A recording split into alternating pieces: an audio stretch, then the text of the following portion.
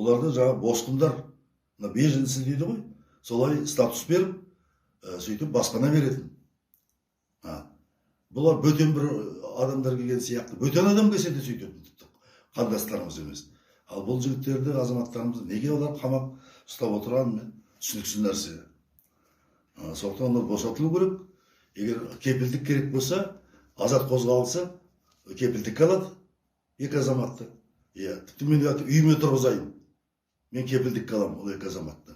Азат қозғалысы қарауында біз кепілдікке алып, ары өмір сүріп кетуіне жағдай жасауға дайынбыз.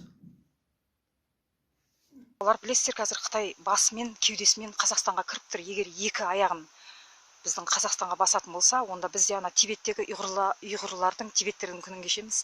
Олар әуелі бірнеше жыл жаңағы адамдарды қорлайды да, одан кейін білесіздер не істейтінін. Сондықтан да ұлтымыз құрып кетпесін десек, Қытайға қарсы тұрайық. Мына екі жігітті алып қалмасақ, біздің құнымыз, қазақ халқының құны көк тиын. Сондықтан да мен сіздерден оянуды сұранамын.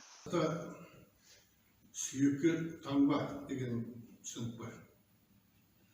Жалпы баспана іздеп келген жолаушы жау болса да бұны үйінен аттандырып жібермей, өзінің бағытына қаза болған ешқандай қиянатшысы бар.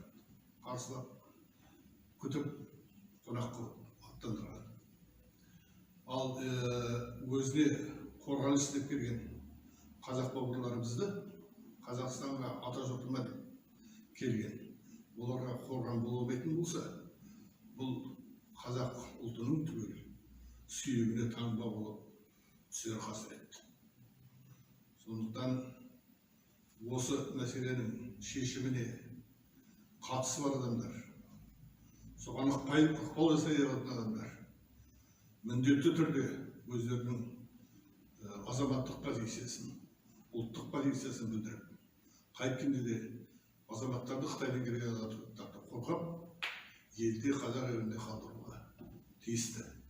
Ол азаматтардың қалай алғанда да құқы бар осы елде кез келген қазақ азаматы сияқты қалып өмір сүруге.